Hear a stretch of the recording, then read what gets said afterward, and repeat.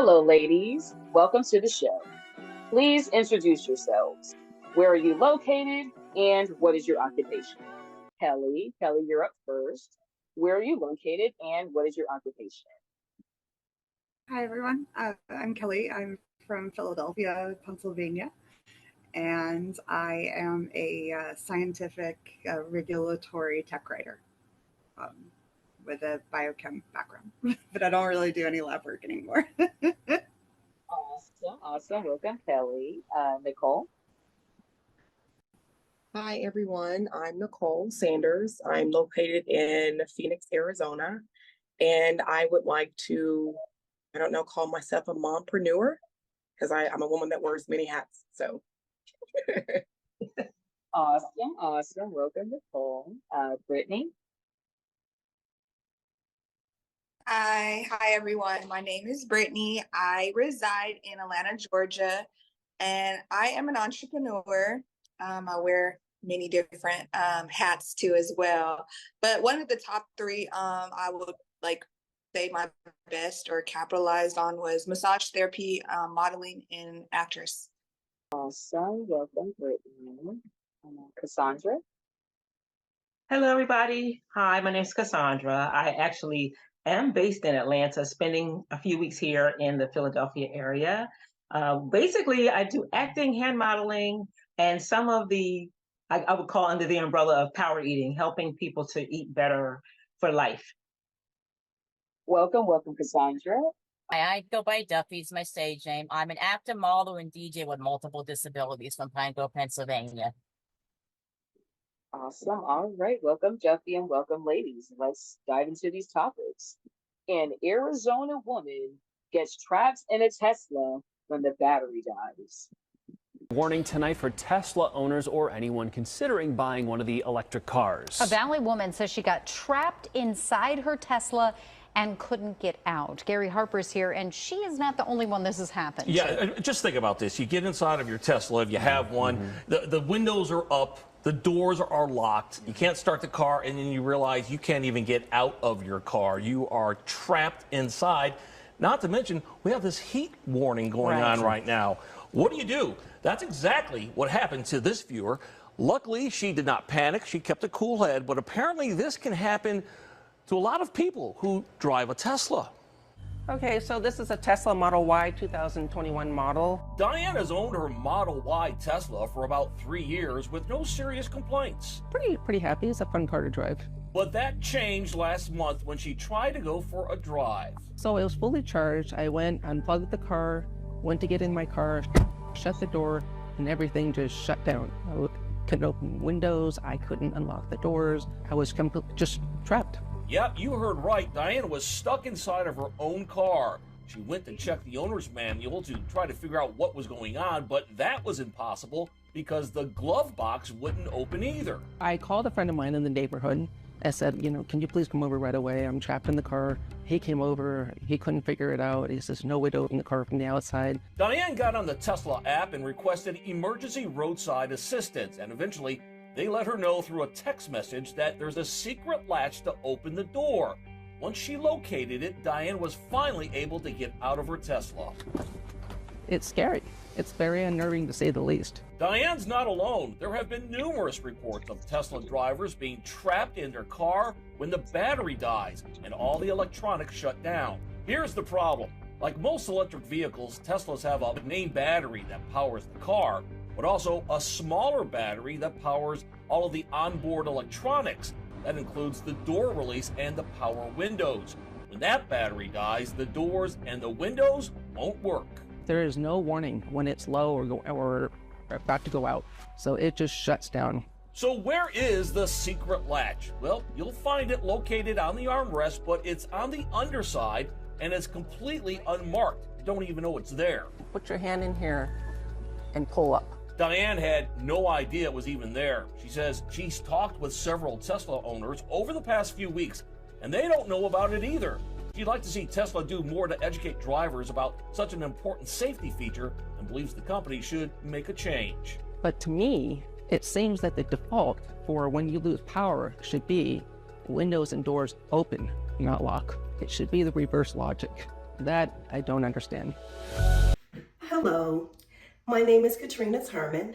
I am the owner and manager of Benevolence Home Services. We are a non-medical home care provider that provide professional assistance with activities of daily living to seniors, veterans, and persons with disability. Our primary goal is to keep our clients well at home. Have a wonderful day. Are you a fan of Tesla and or electric vehicles? And I will start with you, Kelly. I mean, absolutely, I'm a fan of electric vehicles, but I feel like with any sort of new technology, regardless of what it is, you're going to have bugs for the first at least few generations of it. To that, yeah, I assume there are going to be more questions on this, but I'm absolutely for electric cars. Absolutely. We're in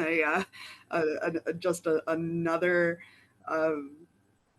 record-breaking heat wave like earlier in the year. So yeah, bring on the clean energy. Awesome. Thank you, Kelly. Nicole, same question for you. I am not a fan of Teslas. They're, cute to look at. But no, I'm not a fan of Teslas, nor am I a fan of electric cars. I don't know if you want me to elaborate as to why, but no, those are just my two, just no and no. Okay, yeah, please let me know why do you? Oh, okay. I keep up with the times. I know everything is, electric, or it's just like smart city, smart cars. And like the previous young woman said earlier, that with any new electric thing, there's going to be bugs in it. However, I just think that, a lot of times when these new gadgets are being implemented, they're not tested enough thoroughly. And if people say, oh, well, maybe, it is tested. Okay, well, make sure, like in this instance, a lot of times they're not going to give the the one-on-one, the important parts of, hey, well, this may happen if this.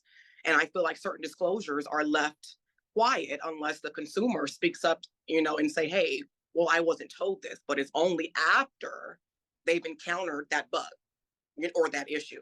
So that there's a lot of things, even with our phones, but we're talking about the Teslas and the electric cars. So, yeah. Thank you, Nicole. Thank you. Brittany, same question for you. Okay. I wouldn't say I'm a fan of Tesla just because I've heard stories and stuff like that. But I do actually, my mom has an electric car, and this is her second one. It's a Toyota though. And I'm not gonna lie, I like it. I just bought her, for Mother's Day, I helped her buy her own little portable gas, little plug-in so she can do it at home. So, I mean, I'm not opposed to electric cars. I don't know too much about it, so that's my honest opinion. I am a little scared just hearing these stories, and then, I'm a big movie fan, so, I've seen movies where Tesla's just all crashed because they stopped working. I forgot what movie it was, but Sandra Bullock was in it, and it was crazy. And I was like, yeah, I probably won't get me a Tesla. Thank you, Brittany. Cassandra. Well, in the beginning, I was not a Tesla fan, but having been on the passenger side of one, that kind of was drawing me in a little more. What frightened me in this story, I think what came across as a red flag was when you have a switch like that, that should be something that you tell your drivers and your car owners right away. I don't understand why they hid that, to educate them, again, on what if. Another thing is that, just think about the heat wave we're in. It's such a dangerous place to be. My whole issue too is trying to gas up in a strange place. I just believe it would be a good second car. Thank you, Cassandra. Duffy. I'm not a big Tesla fan. I'm not big on electric vehicles. I am old school. I'll keep my stuff from the 1990s back to the 1920s. I'm strictly old school. I don't know. Technology has really pushed itself, like Nicole said, with the phones and the internet. Of course, yesterday I had the factory reset all my electronics because Comcast was hacked. So yeah, I'm not big on a lot of newer vehicles and stuff. It's just not me. All right. Thank you, Jeffy, and thank you, ladies. And yeah. Hello, my name is Emma Morris, and I am one half of the husband and wife team that is bringing 10 different biohacking modalities to Augment Wellness in Concord, North Carolina. We will be opening in August of 2024, and our studio will feature services such as cold plunge, compression therapy, infrared saunas, contrast therapy, halo salt therapy, red light, also a biocharger and a hyperbaric chamber. They're going to help the community of Concord, North Carolina look better, feel better, and perform at their best. One point that some of you ladies made that I didn't think about was the current heat wave that we're experiencing. That's actually a nightmare to be stuck in a hot car that you can't get out of. That's literally horrendous, and I didn't even think about that. So thank you for bringing that to my attention. That's actually another reason why I can see why this could be a blank show. All right, ladies, so we're going to go on to the next topic. Mama June shares an update about her weight loss injections. That I've really put on weight. I have packed on like about 120, 130 pounds. Mama June revealing a weight loss update. I will do whatever it takes. It's been nearly a decade since the reality star famously underwent gastric sleeve surgery. I mean, you can't see the scars. I mean, they're up underneath, you know what I'm saying? Now you can see them. That's June post-op with ET in 2017. But now on Instagram, she's sharing her plan to get back in shape after recent weight gain. Eating out, not eating right, just all kinds of stuff. So I decided that I wanted to take the route of going with semaglutide. According to the Mayo Clinic, semaglutide is a common treatment for type 2 diabetes that lowers medical risks and aids in weight loss. I had a gastric sleeve surgery. I used to weigh 550 pounds, so on my own, I went from 550 pounds to 311 the day that I had my surgery. And in 6 weeks, I went from 311 all the way down to 195. This surgery is honestly probably the scariest thing I've ever done in my life. I mean, I could die from it. June's original weight loss transformation playing out across Mama June from not to hot. Well, since then, I kind of kept off the weight. I stayed at like 130, 140, 150, and to me, I looked super skinny. Are you scared of gaining the weight back? No, I will never go back to what I look like. I'm the bombdiggity.com, period. June, you did a show about reshaping your body. Have you come to peace with that now? I am okay with where I am because in COVID, I have gained like 100 pounds. I want to try to lose this weight and it's been really hard. Would you take weight loss injections or shots if you were trying to lose weight? Yeah, so right now, no, because this is actually kind of my field. The drugs, the injectables, that sort of thing. So all drugs, regardless of if they're approved, they've gone through all the phases, right? Phase 1, 2, 3, 2 and 3 have multiple sub stages in them, and they each have to meet certain criteria in order to go on to the next phase. So phase 2 is usually where most drugs fail, because phase 2 is where the drug actually you have to actually do statistical studies to make sure, hey, your drug is actually doing what it's supposed to do. Phase 1 is safety. Phase 2 is it actually works. And phase 3 is really you're doing all of that, but so many more numbers. Now, not to say that our drug system is not very well design and risk-based, that sort of thing. But you can't, you really just can't ignore phase 4 data, which is essentially after the drug has been after it's been approved. The FDA is approved for public consumption, because phase 3 might have like a few million people, but phase 4 is the entire world. So these drugs for me are so new that even if they have been approved, we don't really know long-term physiological consequences of these drugs. Lots of drugs get pulled in phase 4 specifically because there's just the data doesn't come out unless you're seeing hundreds of thousands of people in a population take something. So for me, I would not do these drugs. A, I don't have diabetes.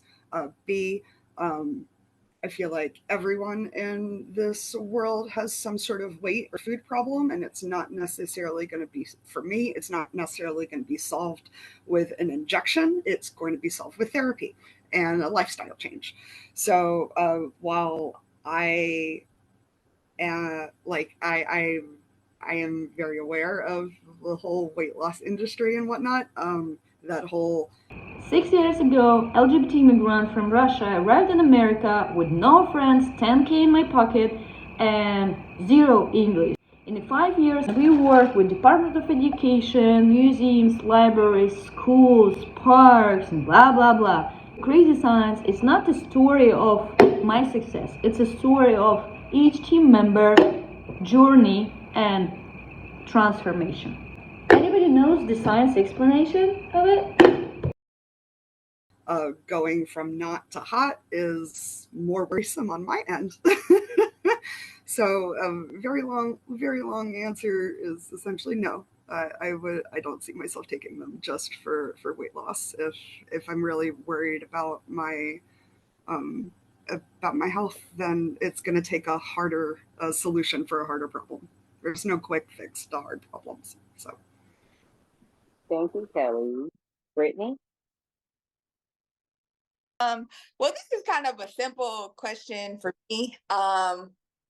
No, I wouldn't. I mean, I can't even gain over 120 pounds. So I would be like trying to gain weight would be my thing. But honestly, no, I would not. Because I am a massage therapist and I learned a lot about health and wellness. I just don't.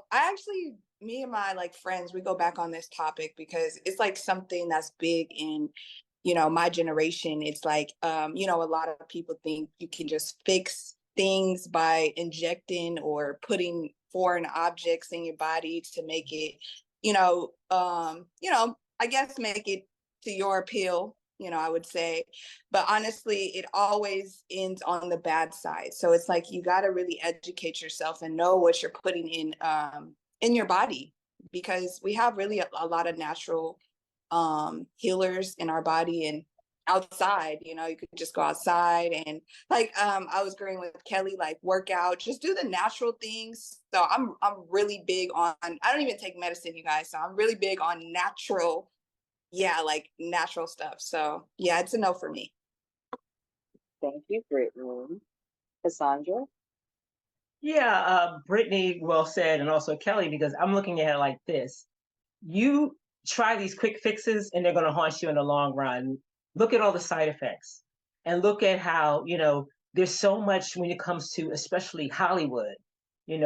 Somebody wants to do something fast. And eventually, when you're dealing with genetically modified organisms, it's going to be some type of catch at the end. And I would just say, as a foodie, I love making like the smoothies, the fresh drinks and stuff like that. Why don't we incorporate that and teach people better eating habits? Thank you, Cassandra. Jeffy? No, I would not. I am against a lot of medications because you don't. This is how my cousin says it. What works for one will not work for another. So they could work for someone else and last them a lifetime. It may not work for another. Now with me, I've been having weight problems since I was a kid. I haven't been probably I haven't been 125 pounds for since 2015. I love to get there again, but I'm never going to get there again. It's in my family genes. Once you hit a certain age, you can't lose weight. So yeah, it may work for one person, may not work for the other, but then they got to look at it as if, okay, that they're taking this weight loss drug, they get off of it, they're going to gain the weight right back. Same thing with Weight Watchers. I've done Weight Watchers back in the day. You're on that for a year or two, you get off of it, you gain the weight right back. That's just unfortunately how same with the keto diet. I've heard different things about the keto diet. That when you're on it, you keep that weight down, but when you get off of it, the weight comes right back. And it don't help what gets put in the food today either. Yeah, I know. Yes. Thank you, Jeffy. It's whatever works for, to each his own, but for me, I wouldn't use it. I can't keep weight on to save my life. So I have 3 kids and I think I've gained the most weight with my third child. So, and I just dropped my weight back down. So yeah. All right, all these ladies who can't, feel free to take some of my weight. Look, listen. Please take mine because I fluctuate 20 pounds a month. Give it to me. I'm telling you, I'm trying. I am. But man. I was thinking the same thing. I'm like, I want to drop some weight. So some ladies are like, I'll give it to you. Some ladies are like, I'll take it. I love that. Yes. All right, ladies, we're going to move on to the next topic. Mothers fed up with gun violence speak out. For the second year in a row, the city of Columbus is on pace to break its annual homicide record. Murders were up in the biggest increase since the Bureau started keeping those records in 1960. I don't think nobody deserves what they did to my child. Stop the killings, Lord. Touch these mothers and brothers and sisters and nieces and nephews and children, everybody that's losing their kids. This is the year that we say no more. Enough is enough.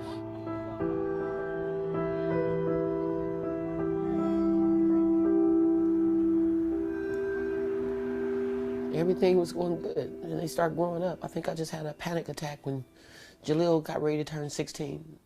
I just wanted to shove him back in the box and say, no, you can't grow up. Well, this is all we can do. We love you, baby.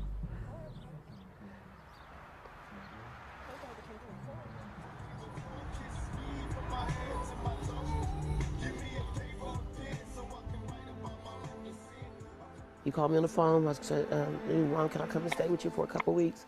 Bring my stuff over there. He said, I'm not going to be there long. I just need to come there for a little while. And I said, okay, well, I'm getting ready to leave. I'm not going to be here tonight. I hid the keys, and I was waiting for him to call me back. He never called me back. The next phone call I got was a neighbor called me and said, Miss Tracy, you got to get here. And I said, get here for what? She said, you got to get here. And I said, get here for what? She said, I think Jaleel been shot. And I was like, Jaleel been shot? What are you talking about? She said, Mom, get here. I got here. I couldn't see him. I thought he got shot in the leg or arm.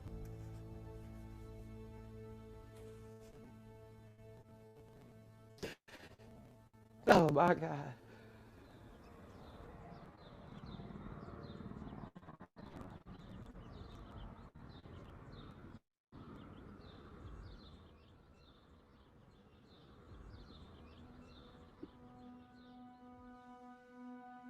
I like his smile.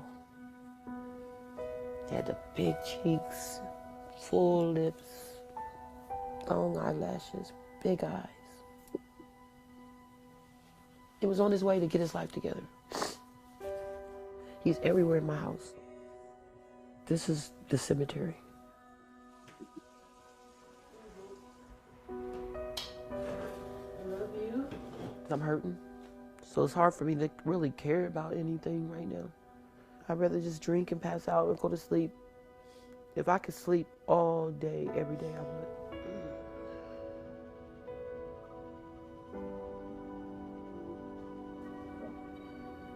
Sometimes you feel like you're the only one dealing with stuff. But I've seen so many mothers lose children that didn't deserve it.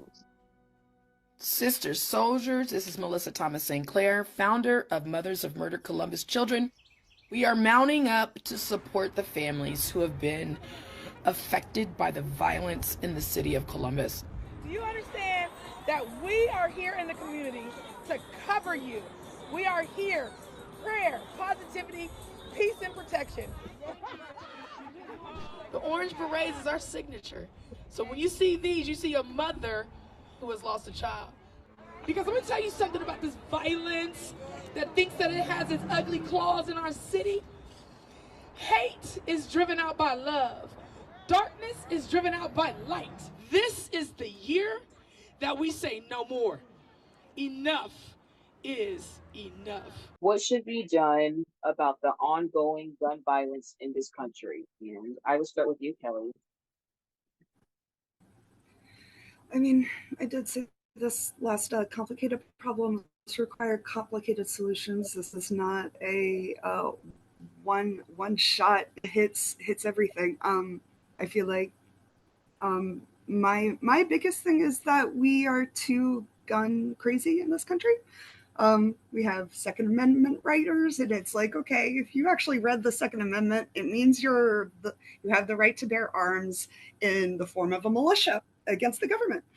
So we kind of take that out of our hands, and it's really like, well, I'm a one-woman militia, so I can have as many guns as possible. So, but obviously that's not the only thing. Like people have guns for multiple reasons. I feel like the main one is safety. And most people, I feel like if they use guns, it's because they are scared of their safety, whether or not that is an accurate perception. But ultimately, I feel like if you're going to do one thing, make it harder to get guns. I know that like people say that criminals will do it, like if they want a gun, they'll get a gun. But if you remove the majority of them, it might be harder. Countries that have a very strict gun laws don't have as much gun violence, but we do see that knife violence is a thing. But here's the thing: you're more likely to survive being stabbed versus being shot. So, sorry, I am a little ADD, so I go where my mind takes me. But I mean, I feel like if we're going to pick one thing, remove the guns. If not, then it's, I mean, again, even if you do that, it's a multi-pronged approach, because heat also makes people do ridiculous things. Poverty makes people desperate. Lack of education makes people desperate. So like, I hate, and lots of people hate because they either want to or they're ignorant. You know? Thank you, Kelly. One thing that I like that you said that I feel like a lot of people forget, especially like people that are like really obsessed with guns. Yeah, the point of the guns and the right to bear arms, it was definitely to overthrow the government, but people like to look over that part. But I'm like, okay. So thank you, Kelly, for saying that part, because people just always like to speak about other topics, but not the main reason for why that was even like that's even like a law. So thank you, or amendment right or whatever, constitution, all that stuff. All right, thank you. Yeah, absolutely. And absolutely, if the government revolts, then yeah, we should revolt back, because as they said for V for Vendetta, governments should be afraid of their people. So yes. Thank you, Kelly. Brittany, same question for you. Woo, this is deep. What should be done? I mean, a lot. I feel like a lot needs to happen. It's obviously it's been a process that I think a lot of us have been working on. You know, I personally like been in like a situation like that. Thank God I was never, none of that. I've been around gun violence, let's just say that. And so to say the least, this is very dear to me. Like, one, I think it's too accessible, and it's way too accessible in America. So I think we need stricter gun laws, obviously, or, I mean, the best solution would just be, ban them all. But I do understand the right to protect yourself and your family as well. So I can't really say that, but definitely ban AR-15 rifles, because I feel there's no need for those at all. We're not in, a war zone, so I just feel like a lot of, psych eval, definitely evals. And I think that should be periodically. I don't think it should just be one time. I think that it should be, you get a gun and maybe 6 months later or every, just periodically, I think there should be an eval. But that's what I have to say on the topic. Thank you. Thank you, Brittany. Cassandra? Today, we're living in a society where guns are just too readily available to any person. Based on, you basically don't even have to apply give your identification in a lot of places. It's just that bad. And so you're going to have a lot more guns on the streets. I love what these women are doing and coming together, because I think about the village. You have to come together as people and just, take a stand. And unfortunately, a lot of this gun violence is hitting families, right? And, people who live together. I mean, I can just see it in my own family, where it's like you're seeing more instances of just, of guns and causing problems. So it's on so many levels that I just believe that, again, what these ladies are doing is what I believe is a strong part of it, the unity, coming together and saying enough is enough. Thank you, Cassandra. Jeffy? Oh boy, here we go. Hope no one gets mad at me. Okay, so I understand where we come from with the guns. I don't have a problem with people owning guns, but they should stop the BB guns first and work their way up to see if they can handle. Like, yes, you need guns to defend yourself. Yes, you need guns for hunting. And my own little theory, like if The Walking Dead would happen, then you need weapons then. But just to live in everyday life, the problem with guns is that they get it, and I'm going back to the old Tupac and Biggie Smalls here. Everybody who wants these handheld guns or these AR-15s, they're getting it from the music, how they talked back then about the thug life, killing people, killing cops. It has gotten out of hand. And like me and my cousin have disagreement with the AR-15s. They're military weapons. If someone wants to have an AR-15, they need to be paying $1,000 a year to have it, to have the permit fees for it. And that's it. I'm not saying anymore because I can go on and on about this. Duffy, there's one thing you said that I really loved, which was like your last statement about if people are going to have high-powered weapons like AKs and ARs, they should be paying something every year. There should be some way of keeping, like, even if like, for example, like if they had to pay like a permit fee every year, it would, I feel like that would be a good way of keeping track of, who's the owner. Do they still have it in their possession? I think that would be good for safety reasons too. One of you ladies said that, like, what's the point of even having an AK or AR? It was Brittany. I remember now. Brittany was saying, like, what's the point of having like an AK or AR? Like, we're not in a war zone. And I'm going to be honest. I have to agree. Even a rifle, if people are going to say, oh, I like to go hunting, then why not use a hunting rifle? Why do you need an AK or an AR in hunting? Like, so honestly, I gotta be honest, it is, I don't get why that's even, I've wondered that too, like, why is that even a thing? Like, why is that legal over here if we're not in war? So, I don't know. But thank you, Jeffy. All right, and Nicole. Sorry. Okay. Say something. Well, I just want to say for Jeff, because I agree with a lot of things that you're saying, but one thing I like kind of slightly, maybe I didn't know.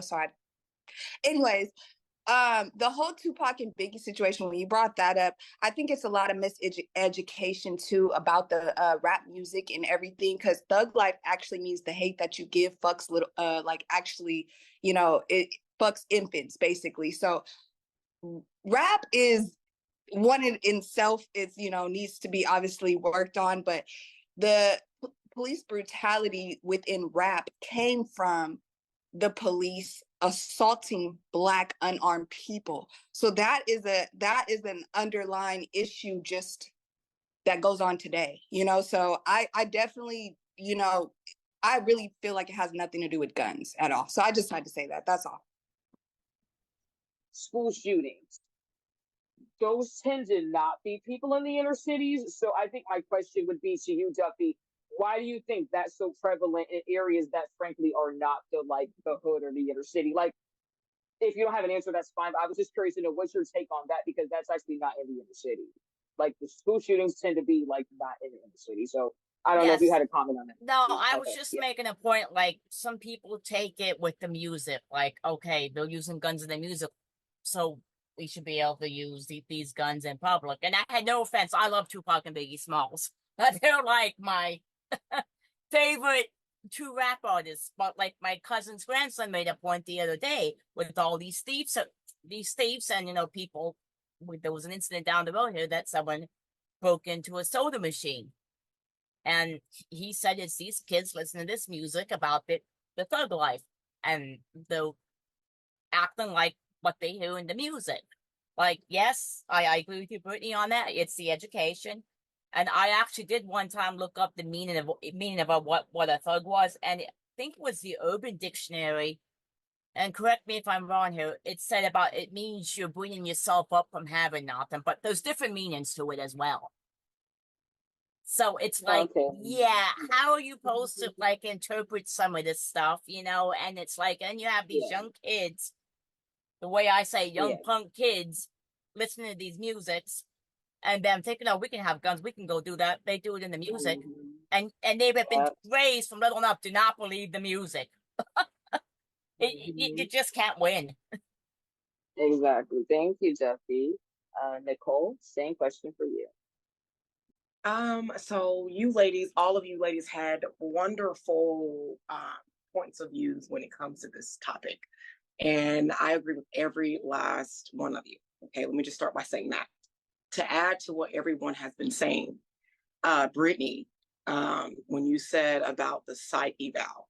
Now, before I get there, I want to say that, I love research.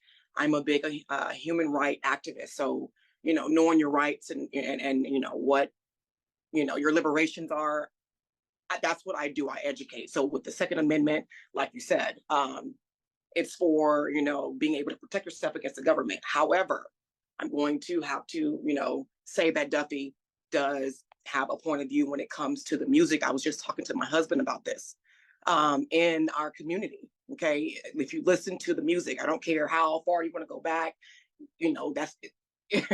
It needs to be critiqued. Okay. Unless I'm 34, so unless I'm getting older, there's some stuff, the lyrics that I'm like, what in the world? How is this stuff even put out?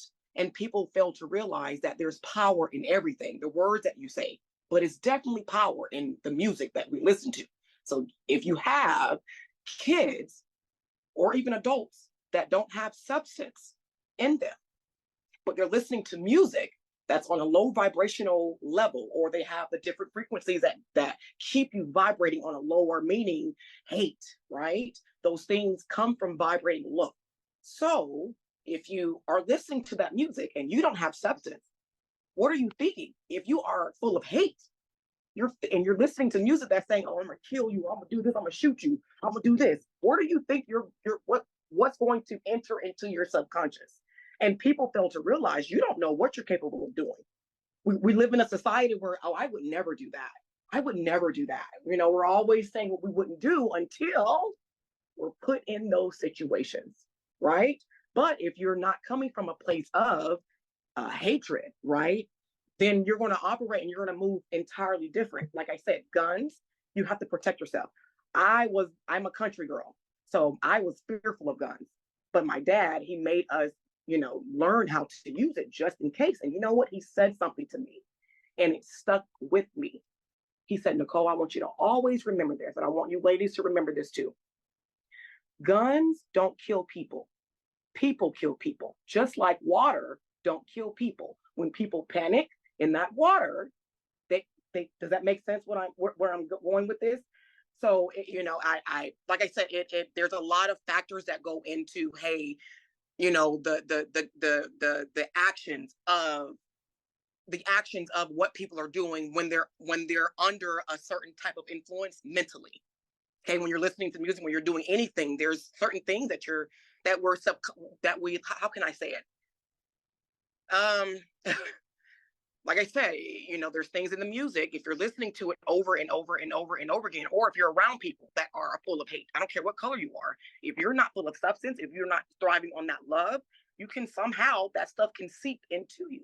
So I don't know. Like I said, I agree with her, Brittany, and some of you other ladies that say there should be psyche bags for certain guns, but I think that is going to bear down to the mentality that people have when they're holding these weapons. What's going through your mind? Because if you just got off listening to a song, right, and you're already pissed off, and you're listening to a song that's breeding hate, what's going to happen? You're not listening to something that's going to calm you down. You're not.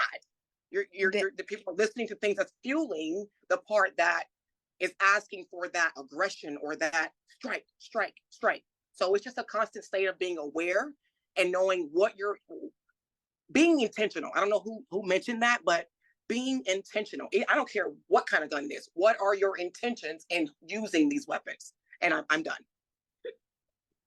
Thank you, Nicole. Thank you so much. Kelly, I saw you raised your hand.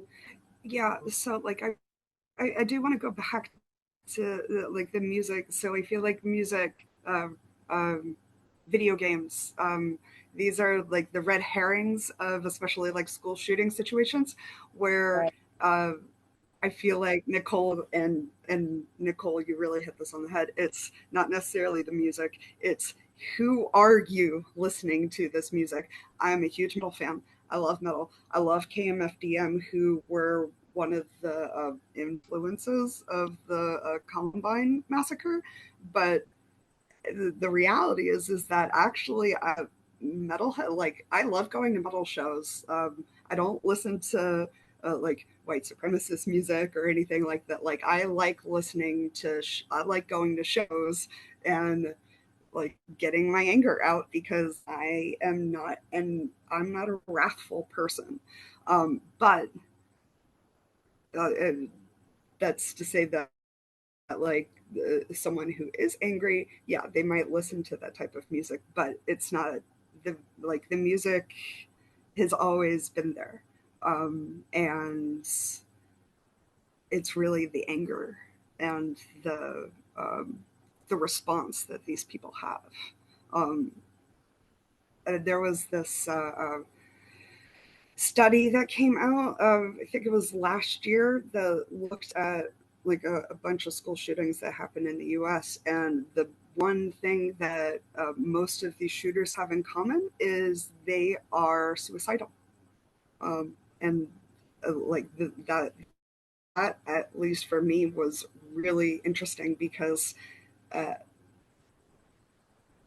having previously been suicidal and known suicide, like most of us don't want to go hurt other people, So there is something that's happening in their mental health. And there is no mental health in this country, really. There is no sort of, and that's really what goes back to Brittany saying that we absolutely need psyche valves, because I don't want someone full of hate getting a gun, and I don't want someone with an anger problem getting a gun.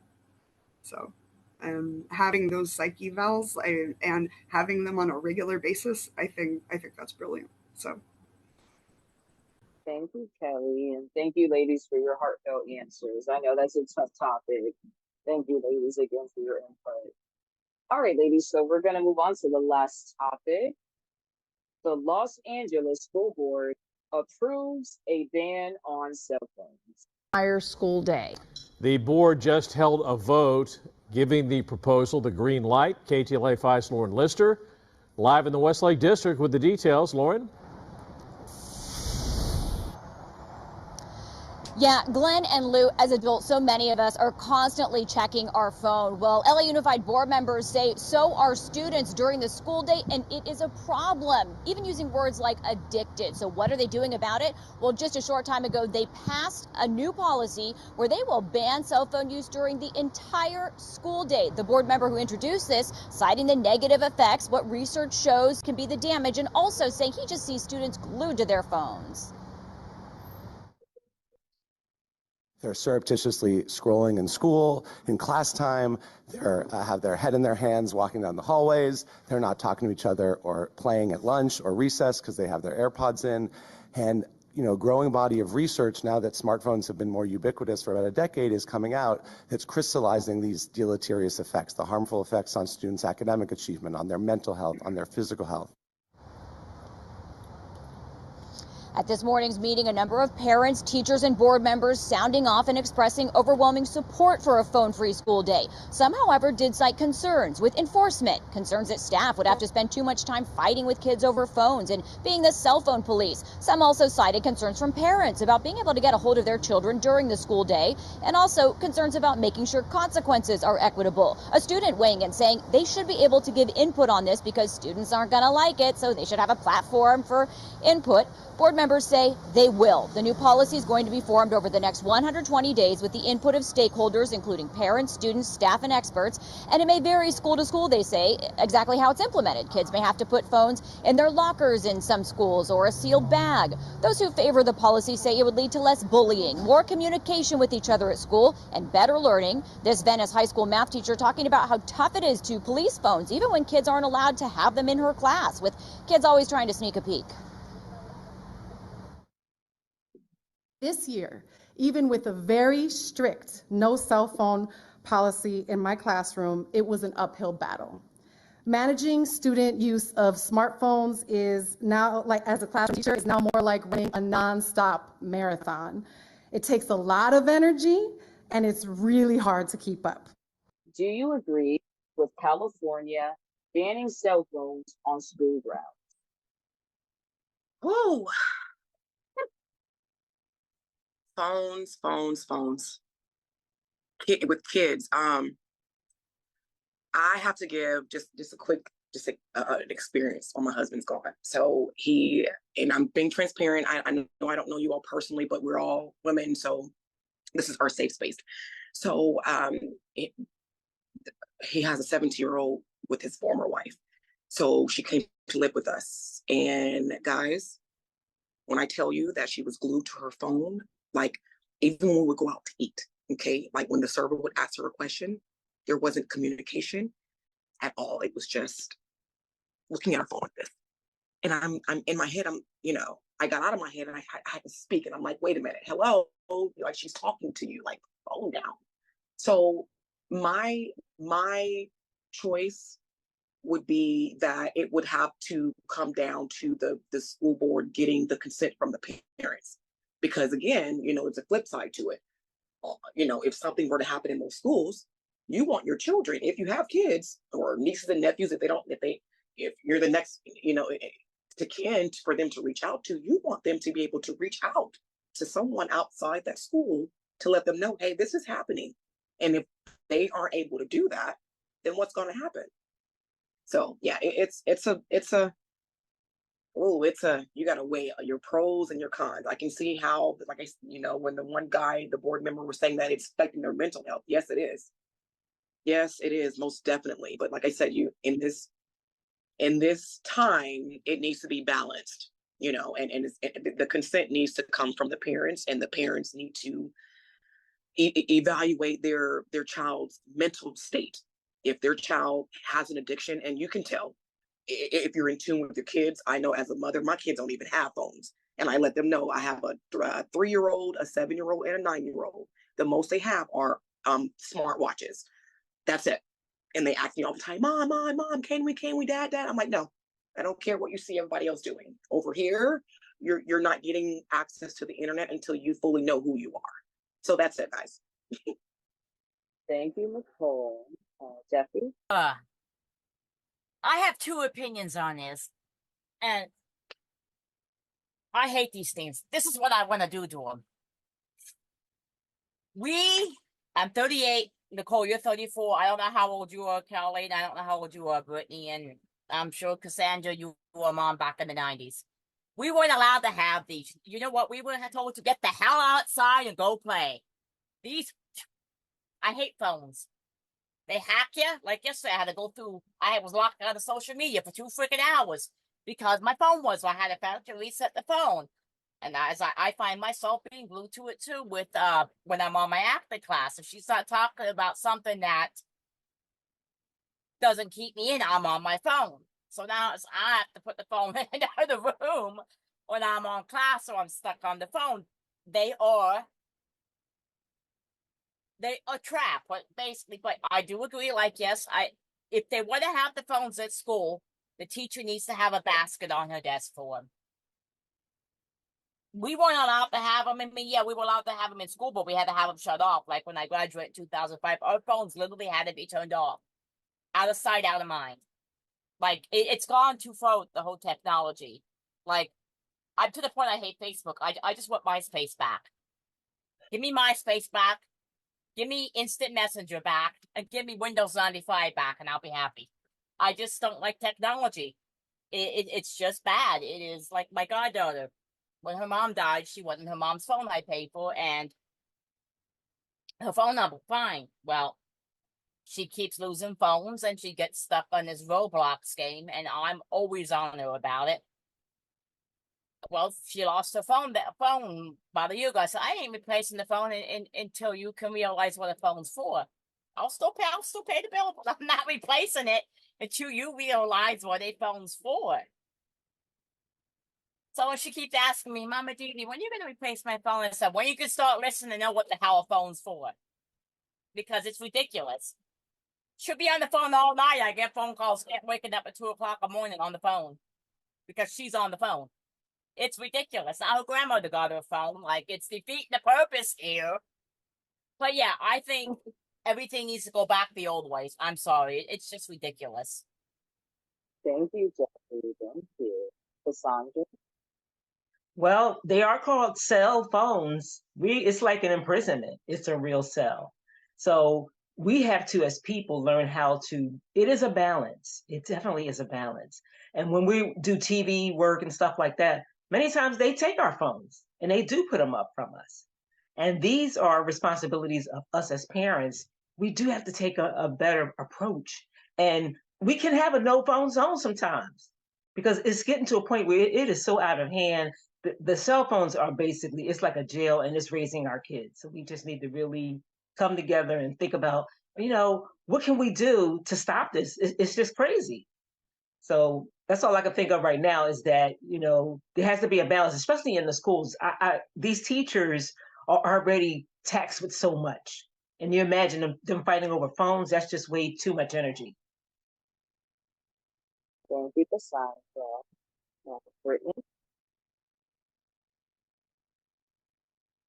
I 100% agree with Cassandra and everybody too, all the lovely ladies. You guys are saying amazing things and giving me things to think about and stuff like that. So really I believe it does need a balance because I'm not gonna lie, my cell phone is like a walking addiction. I'm not gonna lie, like I'm probably one of those that like, okay, I'm now realizing like put down your phone and interact with people, have to have a connection, to have a meaningful connection, you really have to like have that that in-person connection. Because I can see like I'm in the modeling and acting industry, and I can see when, sometimes on set we have our phones, everybody is in their phone. It can be 300 people plus. We're all in our phones. Like everybody's doing something on their phone, whether they're on the phone, texting, scrolling, somebody. But when they take away our phones sometimes on set, everybody's talking, everybody's connecting, everybody,